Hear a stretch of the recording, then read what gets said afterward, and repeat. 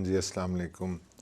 तो नई सुबह कल शाम को मैंने आपको अपना ये एयरबीएनबी कम होटल नहीं दिखाया, तो आज हम आपको इसका थोड़ा सा दिखाएंगे। अभी तो हम सिर्फ आपको बता रहे हैं कि हम यहाँ पे ब्रेकफास्ट के लिए आए हैं। तो चाय, कॉफ़ी, दूध, सीरियल, ब्रेड, जैम्स, नुटेला और पता नहीं क्या क्या, बटर, बॉयल एग्स, तो ये सब कुछ है यहाँ पे। तो फ़िलहाल तो हम ब्रेकफास्ट करते हैं और फिर मैं आपको दोबारा इसका एक छोटा सा टूर दूंगा। बहुत इंटरेस्टिंग लॉज है ये। तो जी, ब्रिटिश कोलंबिया के ये पहला सिटी है जो मेजर और छोटा सा ही शहर है, गोल्डन। जब हम अल्बर्टा से यहाँ दाखिल हुए हैं, और ये एयरबीएनबी और लॉज का मिक्सचर है, बट मोस्टली एयरबीएनबी टाइप। तो बहुत इंटरेस्टिंग सी जगह है, मैं आपको दिखाता हूँ। इस वक्त मैं इसके यहाँ पर बाहर क्या कह लें, बैकयार्ड में खड़ा हूँ या, और इसकी उस वक़्त हम जब यहाँ हमने अप्रोच किया तो मैं आपको वो वीडियो नहीं बना रहे थे हम हिल के ऊपर आए हैं और 3 किलोमीटर मैंने, ये अनपेव्ड रोड थी जो हिल के ऊपर वन वे रोड थी जिसके ऊपर हम आए हैं। अभी जाते हुए मैं आपको दिखाऊंगा, बहुत इंटरेस्टिंग रोड थी।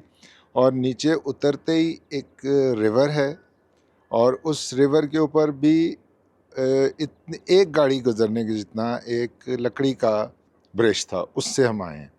तो आई विल शो यू। तो थोड़ा सा मैं आपको ये जो है अंदर से भी अपना ये लॉज दिखाता हूँ। वहाँ पर भी एक रिवर बह रहा है, मेरा ख्याल है उसी को हमने क्रॉस किया था जब हम इधर से आए हैं। और पूरे कनाडा की तरह यहाँ पर भी इस टाउन का भी जो मेन कारोबार है वो यही है। इस एक पिक्चर में वो दोनों बिजनेस जो हैं वो शो हो रहे हैं। देखें जी, ये इसकी लॉज की मेन लॉबी है।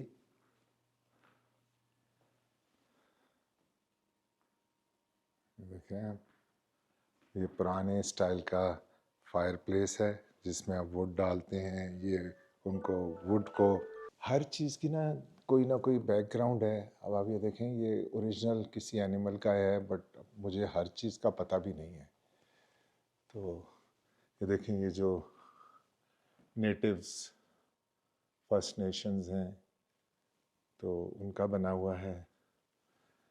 पुराना एक पियानो रखा हुआ है, आई डोंट नो काम करता है या नहीं करता। तो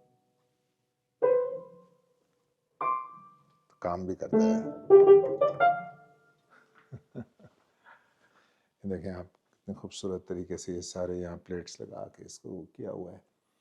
ये इनका दूसरा एक सिटिंग रूम है, तो यहाँ आप बैठ सकते हैं और अपनी कोई, अगर आपने कोई मूवी लगानी हो, डीवीडीज ये वो सब कुछ मौजूद है, टीवी देखना हो, तो ये है हमारा रूम। और ऐसे लग रहा है जैसे 10 डाउनिंग स्ट्रीट पे है।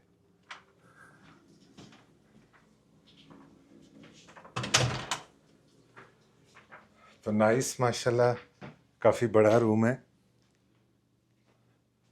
It has got 3 big Windows और एवरीथिंग इज़ माशाल्लाह वेरी नाइस। ठीक है जी।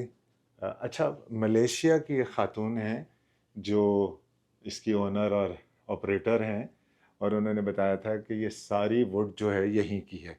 तो ऑब्वियसली ज़ाहिर है अल्बर्टा में और ये ब्रिटिश कोलंबिया में तो सबसे ज़्यादा ये है जंगलात और वुड, तो यहीं की होनी थी। बस अब हम थोड़ी देर में निकलते हैं, तो फिर मैं आपको वो दोबारा नहीं, रास्ता भी दिखाऊंगा। और उसके बाद वो जो ब्रिज हमने क्रॉस किया था वो भी बहुत, मुझे थोड़ा सा डर लगा था क्योंकि मैंने कभी ऐसा ब्रिज क्रॉस नहीं किया था। लेकिन यहाँ पे कनाडा में इस तरह के बहुत सारे ब्रिजेज़ हैं। बिल्कुल नैरो ब्रिज था, एक गाड़ी सिर्फ जा सकती थी, और लकड़ी का ब्रिज था। तो मैं थोड़ा देर घबरा सा गया था, बट चूँकि कोई उस पर वो नहीं था, वार्निंग साइन नहीं था, तो इसलिए मैं मुतमईन भी था। तो लेट्स सी, अब चलते हैं थोड़ी देर में। Thank you. तो ये हमारा लॉज था, अल्पाइन मीडो लॉज। यहाँ से हम निकल रहे हैं, तो थोड़ा सा मैं आपको रास्ता दिखाता हूँ शुरू में और फिर एंड में वो जो ब्रिज हमने क्रॉस किया, तो देखें कितना एक्साइटिंग था वो। देखें सारी इस तरह हम 3 किलोमीटर ऊपर आए थे इस तरह। ये देखें कि ये हम जा रहे हैं ना, ये नीचे पूरा रिवर है, साथ साथ हमारे रिवर चल रहा है। जब मैं नीचे उतरूंगा तो इस रिवर को यहाँ से मैं क्रॉस करूंगा।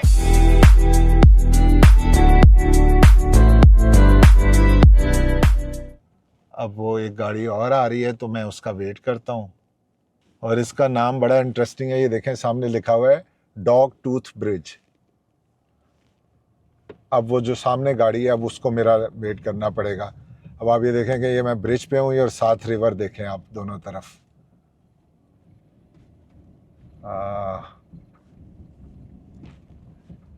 ये रिवर देखें आप दोनों तरफ।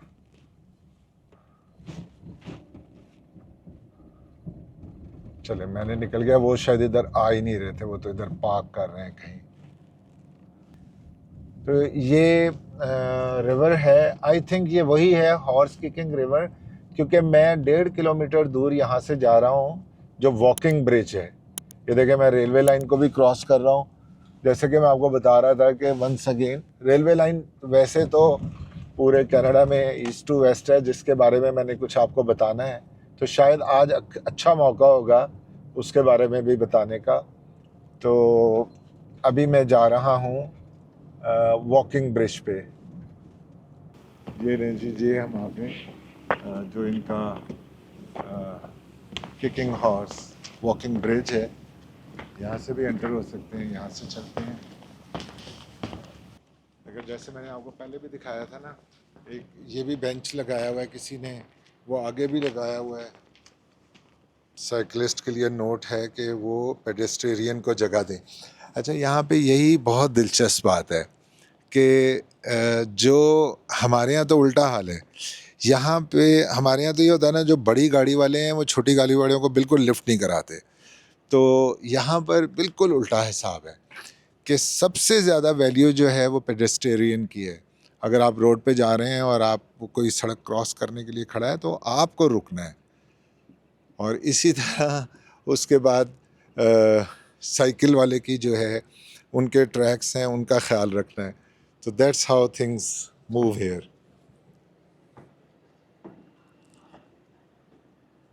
देखें सारा वुड का ब्रिज है, नीचे भी वुड, ऊपर भी वुड, पूरा वॉकिंग ब्रिज यही है। प्रोजेक्ट एक्नॉलेजमेंट,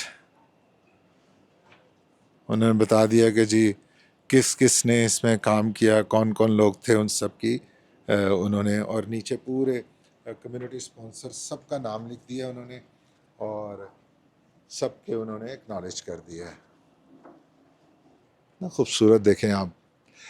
और आप देखें कि ये जहाँ कोई रिवर बह रहा होता है ना, वहाँ ये कोई सिटी बना लेते हैं, सब इनका यही है। अब ये देखें जी, ये इन्होंने इसको धोना शुरू कर दिया है।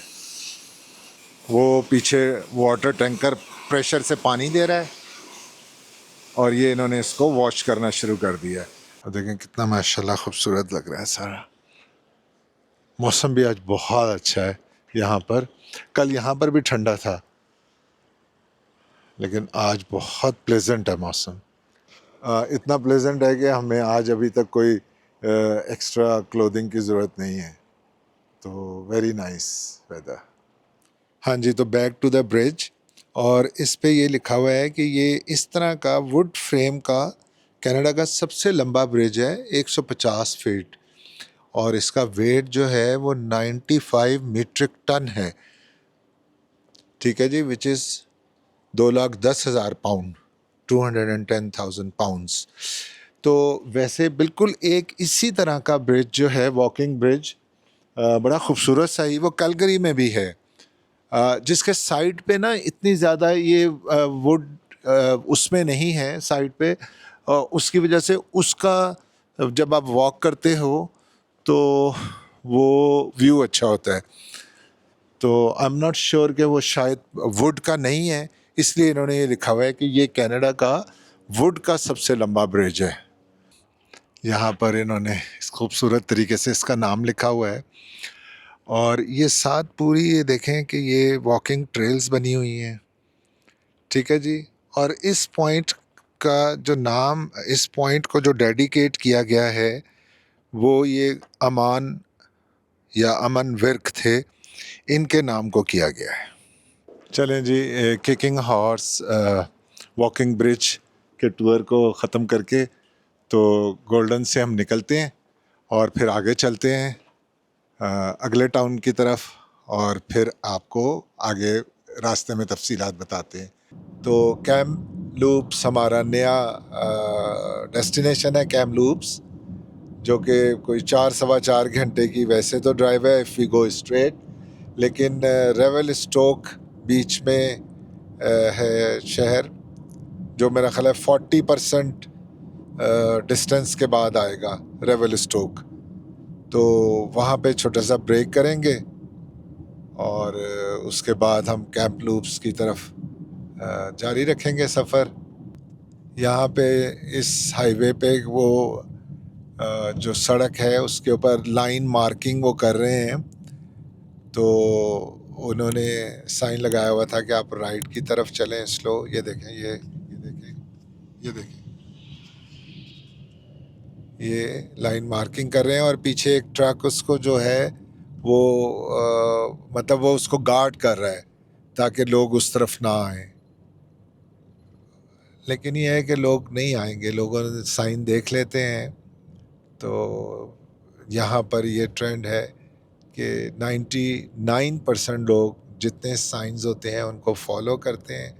साइंस बहुत अच्छे आपको गाइड कर रहे होते हैं हर चीज़ के बारे में, कहाँ लाइन ख़त्म हो रही है, कहाँ लाइन मर्ज करनी है, कहाँ लाइन ऐड हो रही है, तो कहाँ स्टॉप साइंस हैं, कहाँ पर यील्ड साइंस हैं।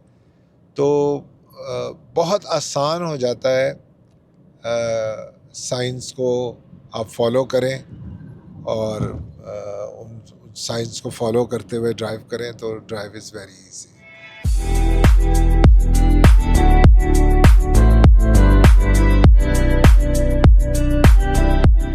तो रेवलस्टोक के टाउन हम पहुँचे हैं, छोटा सा टाउन है, चंद स्ट्रीट और चंद एवेन्यू का।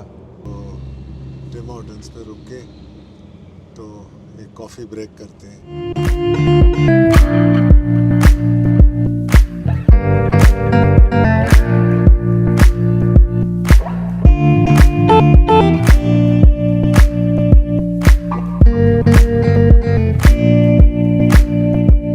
तो ये देखें, ये आई डोंट नो ये कौन सी जगह है,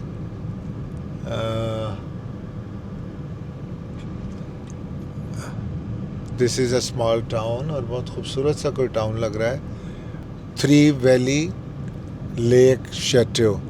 तो ये 3 वैली लेक ये जगह होगी। ये ले जी, मैं इस चीज़ का काफ़ी देर से इंतज़ार कर रहा था। ये हमारे राइट साइड पे अब ये गुड्स ट्रेन जा रही है और कितनी लंबी है, कहाँ से शुरू हुई है, कहाँ तक जा रही है, वी डोंट नो। क्योंकि मैंने बताया आपको, आप बिला मुबालगा बता रहा हूँ, ये 2-2 किलोमीटर लंबी होती हैं, 200 डब्बे होते हैं इनमें। और ये देखें ऊपर न नीचे। इसके बारे में मैं आपको ये बताना चाह रहा था कि ये जो Canada rail, Canada national railway है और एक कनाडा पैसिफिक रेल है। तो ये जो ट्रेन्स हैं और मतलब ये जो सिस्टम है, ये दुनिया के एक मतलब मोस्ट डिफ़िकल्ट और biggest, one of the biggest train track है इनका।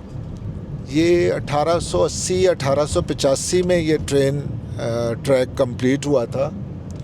और इसकी जो मैं और चंद चीज़ें बताना चाह रहा था वो ये था कि इसमें लाइक वो स्लेव्स ही थे, समझिए, Chinese, Irish, Scottish, Italian, mostly वो लोग थे जिन्होंने ये रेलवे लाइन बनाने में ईस्ट टू वेस्ट जिन्होंने मजदूरी की थी।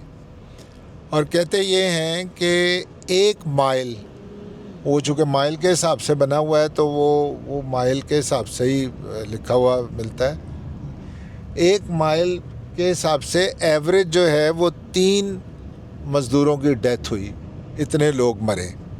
अच्छा, दूसरी बात ये कि ज़्यादातर मरने वाले चाइनीज़ थे और चाइनीज़ को इन्होंने ये जो वेस्टर्न कनाडा है, अल्बर्टा और यही ब्रिटिश कोलंबिया वगैरह, चाइनीज़ मज़दूरों को यहाँ लगाया हुआ था। और जो थे आयरिश, स्कॉटिश और आयरिश, स्कॉटिश, इटालियन वगैरह, और अगर कोई दूसरे तो वो ज़्यादातर थे ईस्टर्न साइड पे। ईस्टर्न साइड में आप यूँ समझ लीजिए वही मैनिटोबा और ओंटारियो और उससे आगे क्यूबेक, तो ये वो लोग थे जो उधर वो काम कर रहे थे। लेकिन सबसे ज़्यादा जुल्म इन्होंने चाइनीज़ लेबर पे किया था। और वजह भी ये थी कि उनके मरने की कि यहाँ सख्त मौसम भी यहाँ सख्त होता था और यहाँ पर ये डेंजरस ऊंचाई होती थी और इस तरह की चीज़ें ज़्यादा होती थी जहाँ पर कि उनकी ज़्यादा लोगों की डेथ हुई। कुछ अर्सा चंद साल पहले कैनेडियन गवर्नमेंट ने इससे चाइनीज़ से और स्पेशली उन चाइनीज़ से, उन फैमिलीज़ से जिनके लोगों की डेथ हुई थी, तो उनसे ऑफिशियली अपोलोजाइज़ किया था। मुझे नहीं याद कि कुछ उसमें कोई कंपनसेशन था या नहीं था, क्योंकि ज़ाहिर है 1885 में तो ये कंप्लीट हो गई थी। तो ये था थोड़े से फैक्ट्स जो मैं आपको बताना चाह रहा था कनाडा रेल के बारे में। इस रीजन में जो पैसेंजर ट्रेन्स हैं वो बहुत खूबसूरत रीजन्स में ऑपरेट होती हैं, जिनमें एक अल्बर्टा से ब्रिटिश कोलंबिया और इसी तरह वापस, और क्वाइट एक्सपेंसिव हैं वो। 1-1 हज़ार, 2-2 हज़ार, 3-3 हज़ार डॉलर के उनके पैकेजेस हैं। वो आपको 2 दिन 3 दिन इस सारे रीजन में सैर कराती हैं, खूबसूरत जगह दिखाती हैं ऑन द ट्रेन। और लेकिन फुल सर्विस, उसमें तीनों वक्त का खाना पीना, स्नैक्स, ये वो सब कुछ आपके VIP केबिन्स शामिल होते हैं। और उसके अलावा जनरल सर्विस भी है जो ईस्ट टू वेस्ट है, टोरंटो मॉन्ट्रियल से लेके वैंकूवर तक, which is also not cheap. तो ये मैं चंद चीज़ें बताना चाह रहा था। Thank you. फिर अगर कोई ख़ास चीज़ सामने आई तो फिर बताएंगे। Thank you.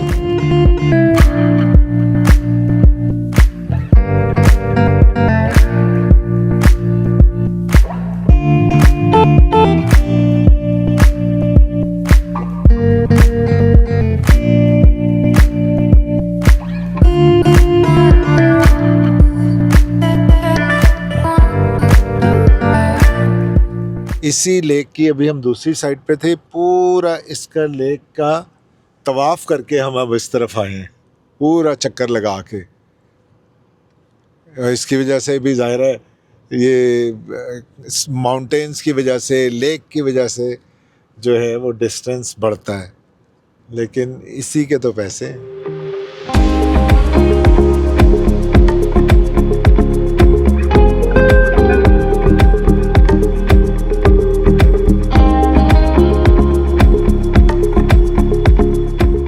नीचे टाउन है चेज़ का, बहुत ही खूबसूरत सेटिंग है। वो मुझे बोस्निया के याद आ गए। 1-2 टाउन वहाँ पे बिल्कुल ऐसे थे जब हम मोस्तार जा रहे थे और आ रहे थे। There's a lane closure ahead. ये भी बहुत दफ़ा हमें मिला है कंस्ट्रक्शंस वगैरह, तो there is a lane closure ahead. लेकिन जाहिर है सर्विसेज को इम्प्रूव करने के लिए ये सारा कुछ होता है। अब जिस लेन में मैं इस वक्त ड्राइव कर रहा हूँ, ये नई लेन बनी है, तो वो जो जाने वाली उधर की लेन है वो बंद है, उस पर ये देखें आगे कुछ, ये राइट साइड पे कुछ काम हो रहा है, ये देखें। तो ये जो आने वाली लेन है उसकी एक लेन जाने के लिए और एक आने के लिए यूज़ हो रही है।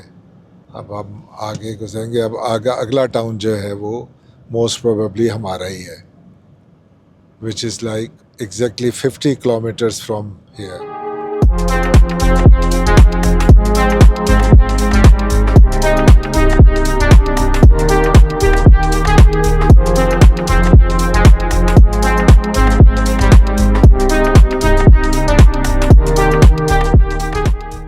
चलें जी, हम अपने होटल में पहुंच गए, काम्प्लूप्स। तो